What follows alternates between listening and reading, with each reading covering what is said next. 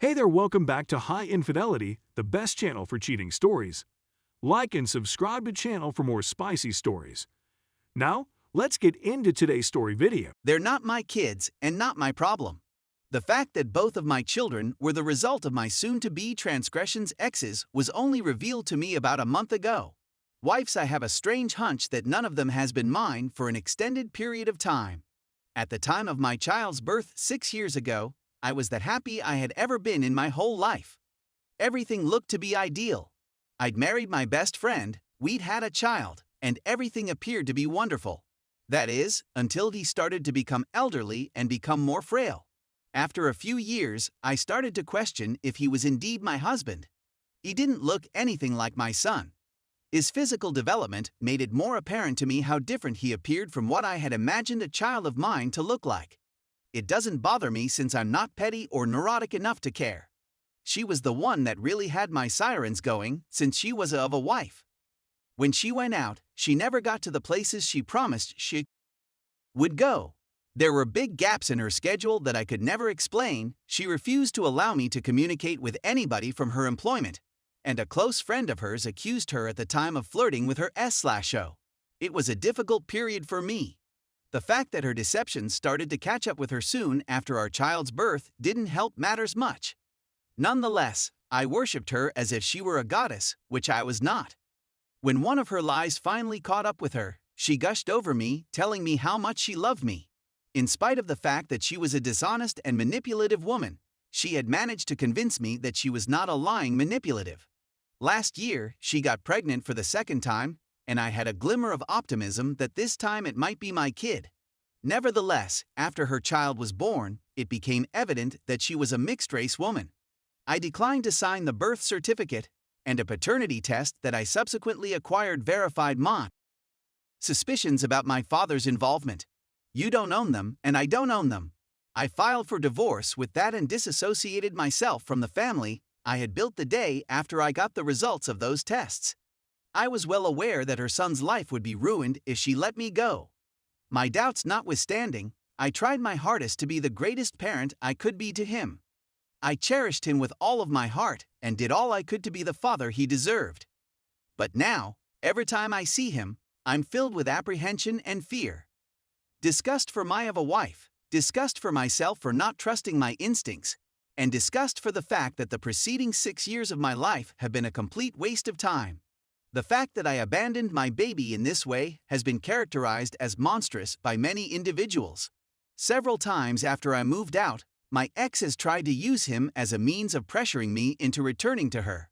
She'll have him phone me at all hours of the night, cry and beg for his daddy to come back to him.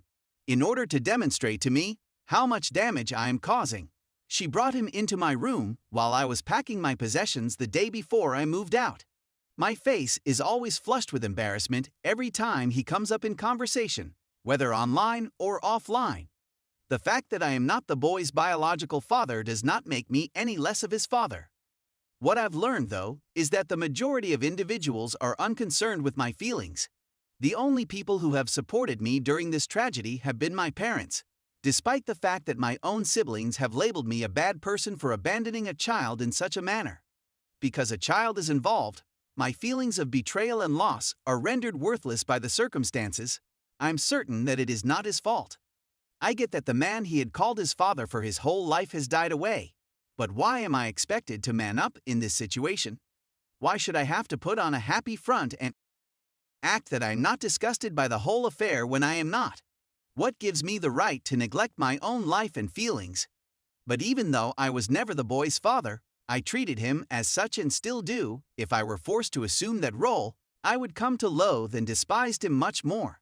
I despise myself for not taking the initiative and regaining control of my own life.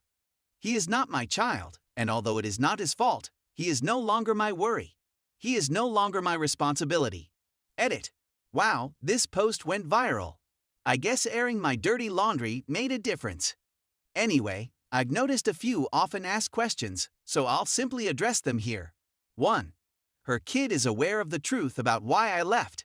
I sat him down and informed him that I am not his father and that his mother lied to and cheated on me. I made it plain that I am not angry with him, that it is not his fault that this is happening, and that I will always believe he's an outstanding child. 2. Some claim I never loved him and was constantly seeking for a way out.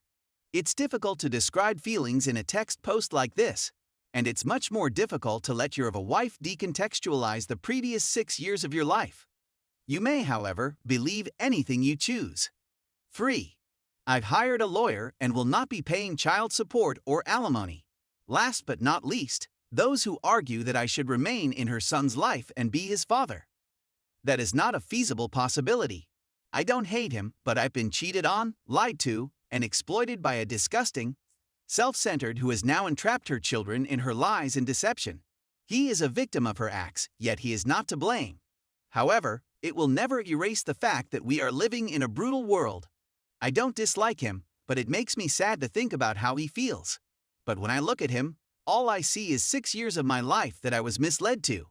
I was used for 6 years of my life, and 6 years of accumulated uncertainties and disappointments with a woman who exploited me. There is no putting aside my animosity to attempt to participate in his life, since the life I spent with him was nothing more than a facade constructed by his mother. This is the hard truth I'm dealing with, and I just cannot put myself or him through it any longer. Edit 2. I'm seeing a lot of armchair attorneys in the comments claiming that this article is a hoax based on what I wrote above. I won't say which state I reside in, but I'm now going through a delightful legal procedure known as Disestablishment of Paternity. I won't be able to persuade 90% of you who believe Google makes you a lawyer, but I tried. Edit 3. This will be my last edit before I move on from this minor diversion I've manufactured for myself. First and foremost, I'd want to express my gratitude to everyone who has shown their support for me. In the comments, direct messages, and chat. For the first time in a long time, you have made my day bright. I wish I could respond to everyone, but I can't thank you all enough.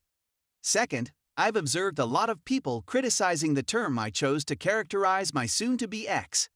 I just want to express that where I am right now is one of the darkest places I have ever been in my life.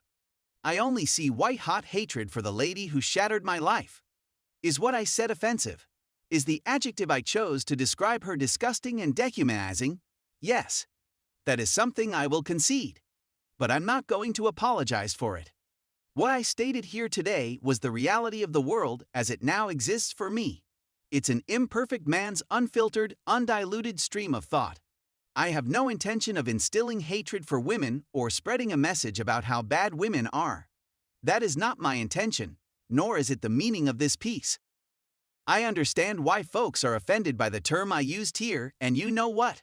I embrace it as a genuine criticism of what I did today. I came here today to just get some relief from the circumstances I'm in. To vent, lament, and process the complicated and visceral feelings that have ripped me apart over the past month. A place where I may freely express myself. And guess what? I did it. Thanks to you, I had a fairly good day. Thank you again from the bottom of my broken heart to everyone who offered me love and support. Thank you to all that came here disagreeing with me, but yet showed me respect. Considering the embarrassment and scorn I suffer in my daily life, the respect you gave me despite your disagreement was appreciated. So goodbye, and many thanks for the fish.